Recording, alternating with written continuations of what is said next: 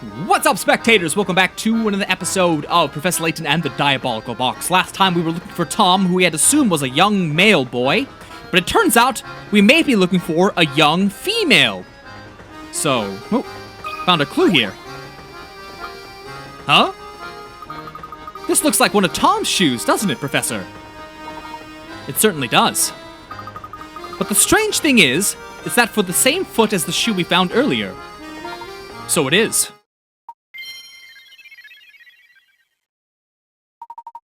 So then Tom must be... Luke, I do believe we may... What did you say, Professor? I do believe we've both made a faulty assumption. What exactly do you mean? Recall for a moment the events as they unfolded thus far. We found a tiny shoe on the floor. That's right, a shoe small enough for a baby. Well, it's for a doll, isn't it? And then there was the cap we found in the kitchen. But it was lodged in such a tiny corner, I don't know how Tom could have wormed his way back there. Correct. In order to get back there, Tom would have to be no more than half your size. Now that you mention it, I don't think I've seen any boys younger than myself on the train, so it is a pet! That was my impression as well, which is why I began to consider a different line of thought. It's a pet. What if you and I have already seen Tom about and didn't know it? You see, all the while we've been searching for Tom, we've assumed that he's a small boy.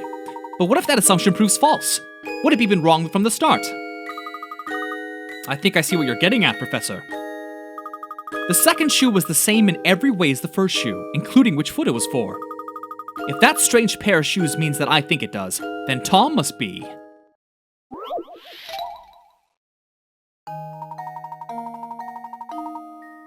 Move the L-shaped pieces around and arrange them into a plus shape.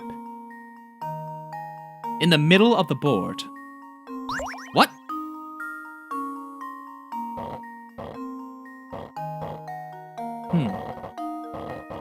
Okay. What? Oh, these move. Okay.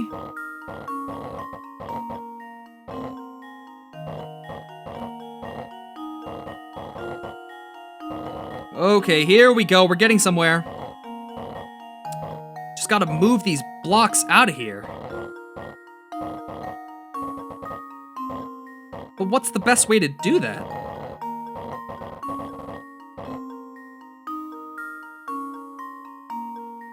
Move the L-shaped piece into a plus... Okay, I understand.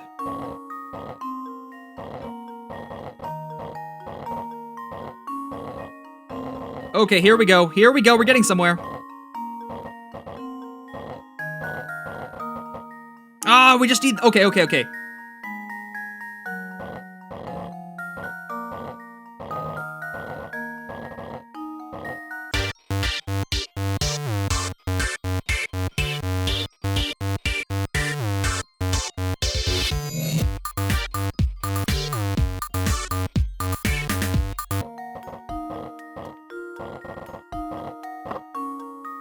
Got it!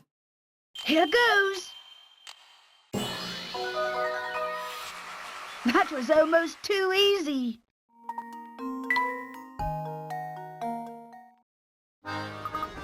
Tom is a dog! Do you recall the girl we saw holding a small dog? I suspect that small dog was our friend Tom. So if we track down that girl, we'll find Tom.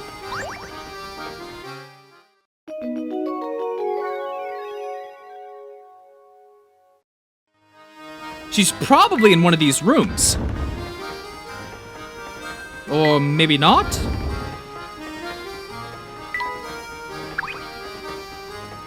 Alright.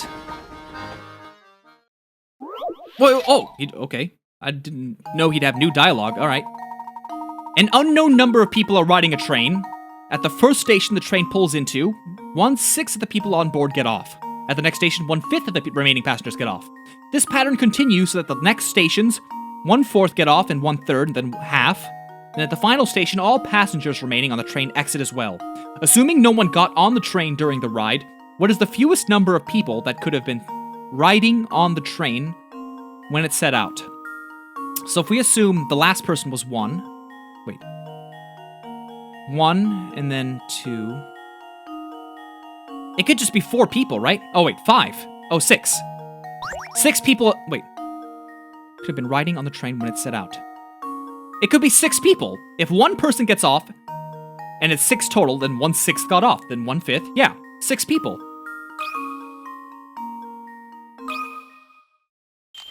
Let's see if this works. Easy.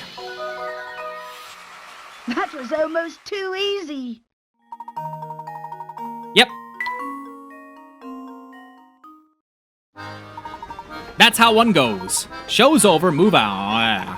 If the folks in there find other passengers hanging around outside their door, I'm gonna get an earful.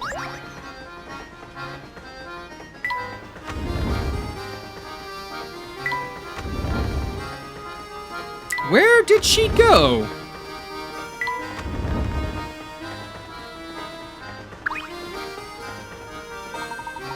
Greetings, sir. Are you still searching for that lost little one? Indeed, we are still searching. Tell me, sir, have you by any chance seen a young lady pass by with a small dog? Now that does ring a bell. Yes, I believe she was headed towards the back of the train. Is that so? Well, thank you, sir. You've been most helpful.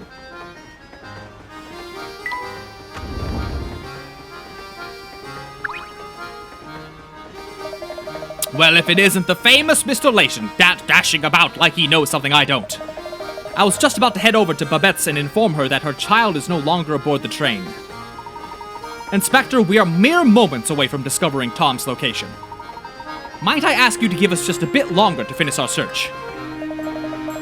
Still don't want to face the truth, eh, Layton? Fine, since you're so intent on it and seeing how Babette is napping right now, I'll wait a while longer. But mind you, the moment she wakes up, I'm taking my findings to her, got it?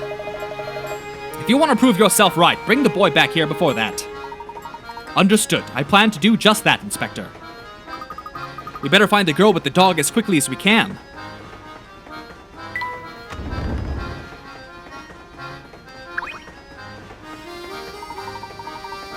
Hey, looky here. You guys have solved at least 12 puzzles. I applaud ya. Heartily. I can't see how I could dislike a couple of can-do go-getters like yourselves. Let's be pals, eh? Okay. What the? What? Where is she? Nope, that's not the answer. Whew, this one's gonna weigh heavy on my mind, I tell ya. Now what's with you two? What can I do for you for? We're looking for a young lady with a small dog. Have you seen anyone fitting that description? Yeah, I remember seeing someone like that pass by. Was headed to the back of the train, I think. Thank you very much. We'll just be on our way. Now hold it right there, Top Hat. I see how it is. Get old Growsley to answer your question, then scoot off without a word. I told you what you wanted to know, so the way I figure it, you should at least lend a fella a hand. I'm sorry, sir, I didn't realize you needed our help. How may we be of service? There's this puzzle that's been on my mind for ages now. Maybe you'll have better luck than with it. Wanna try?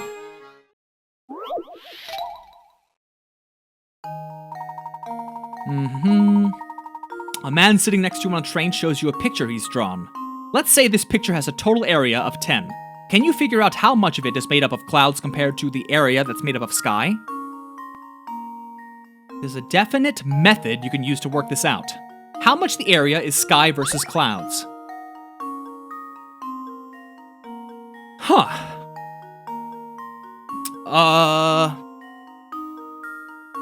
How are you supposed to figure this out? They do look very similar, actually. Like if I flip it upside down?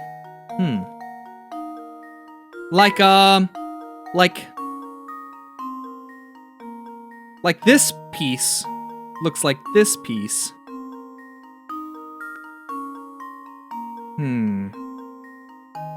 A method to solving this.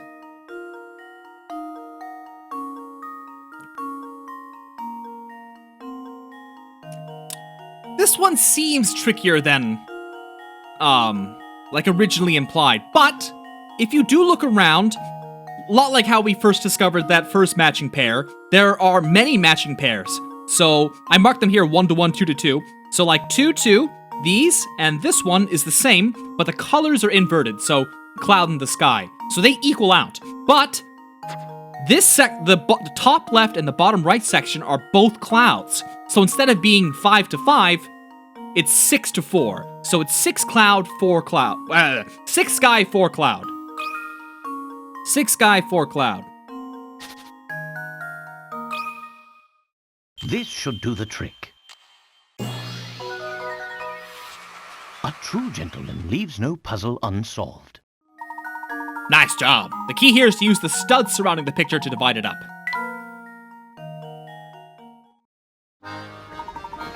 So that's how you do it. You've got quite a head on your shoulders, don't ya? Now as to that girl you were asking about, she's probably on the observation deck behind me.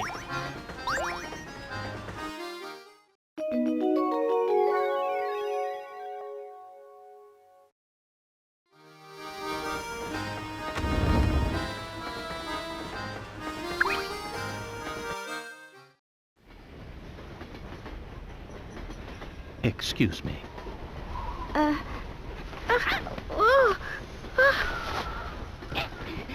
Whoa! Hey, it's you! Yes, I had the sneaking suspicion that it was you who was tailing us.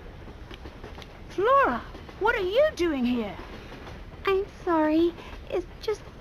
Well, you see, I just didn't want to be all alone again.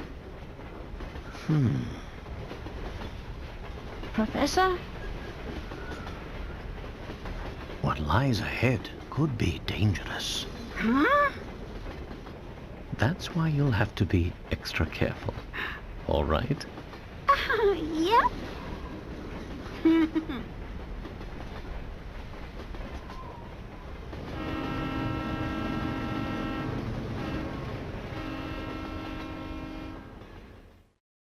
Oh, we have a new companion on our hands, do we? He's the dog we saw earlier.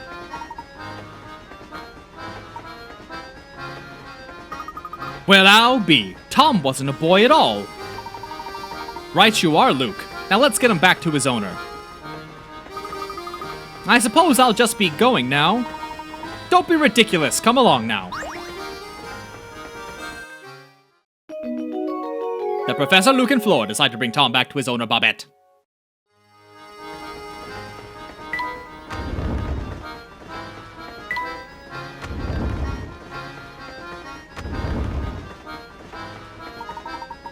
Oh, thank heavens you're all right. My sweet little Tommy boy, I've missed you so. This is Tom? We were under the impression that we were searching for a boy, not a mutt with a fancy haircut. How dare you compare my darling Tommykins to some common street mongrel? Lost dogs are no matter for Scotland Yard. The next time he goes missing, find him yourself. Blimey, some folks haven't an ounce of sense. Come on, Barton, we've got real cases to solve. You got it, Inspector. Don't you walk away from me! I'm not done talking about your atrocious manners! Well, enough of that. Welcome back, sweetie. Where did my little Tommykins run off to today? He's such a darling that I feared someone might have kidnapped him and been holding on him for ransom. Perhaps we should keep Flora's involvement in Tom's disappearance under wraps. Good idea, my boy. I do believe a reward is in order. Here, I know it's quite generous, but I insist. I hear we'll be making a stop in a quaint village by the name of Dropstone. How much longer until we get there, Professor? I'm not entirely sure, but waiting here won't make the time pass faster. Let's rest while we wait.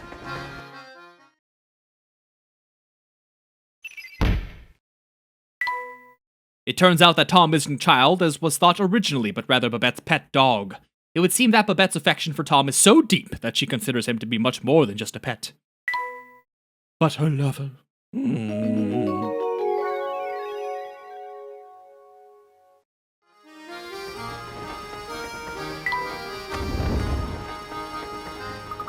Say, Flora, where have you been hiding all this time? Well, until I found that little dog, I've just been relaxing in my room. Really? You've got your own room? Sure I do. It's the middle one in the third car. You do know that's the room right next to ours, don't you? You were just a wall away from us, and I never so much as suspected you were there. It would seem that my powers of observation are a bit rusty. My word. Why is the train stopped? Samuel, you dolt! What did you do this time? Hey, boss man, chill out. There's a down train, like just sitting on the track. Until we can move that thing out of our way, we're not going anywhere, man. Then get your rear in gear and move it now. I won't have your laziness tarnishing the momentary brand. But I'm just the MC. Shouldn't we get someone a little more, gear-headed to handle this? Besides, train cars are heavy, man. How am I supposed to move it? I will not hear excuses, especially from a layabout conductor who barely earns his keep. I don't care how you do it, just get it done. Okay, I'll give it a shot. Just turn it down a notch, Unco. Unco! I might be your uncle, but I'm also president of this railway, and I demand you address me as such. Alright, sure, whatever you say, Mr. President.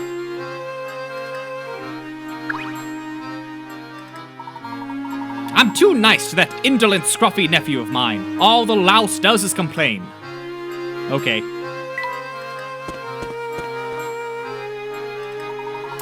What seems to be the problem here? Oh, sorry, Mr. Passenger. See, there's the giganto freight train parked on the track, and it's blocking our way. Clearing the track is gonna take some time, so just, sit back with something fizzy and wait. I see. Can I lend you a hand? For real? Oh, yeah, that'd be way helpful. You think you could find a way to move the train blocking the track so we can, get a move on? Step aside now. We're not going anywhere until that train moves off the track. Until we get this car out of the way, the Momentary Express isn't going anywhere. Train swap. Swap the positions of the two trains along the tracks, move the cars one at a time, and make sure the numbers by the side of the track match the numbers on each car. Huh? I see, okay. Okay, I see what you want me to do. Okay.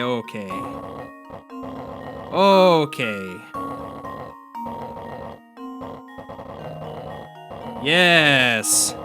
This is gonna be easy peasy. Easy as can be.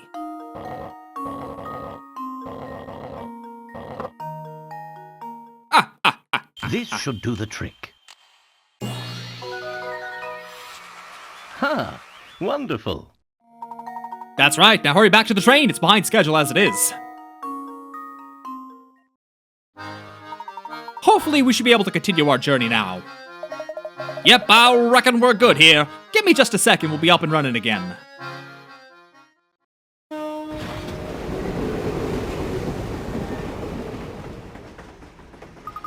We're finally moving again. It shouldn't be too much longer before we arrive in Dropstone. I wonder if we'll find any useful information there. I hope so.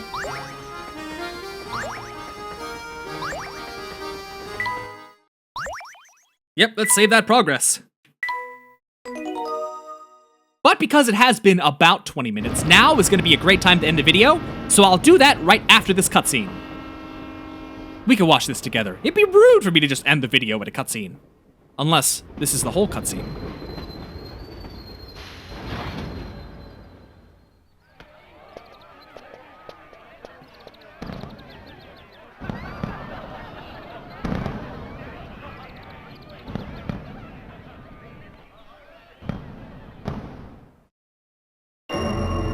The country village of Dropster. Alright, so stay tuned for the next episode, next Monday, and have a lovely weekend. Bye-bye!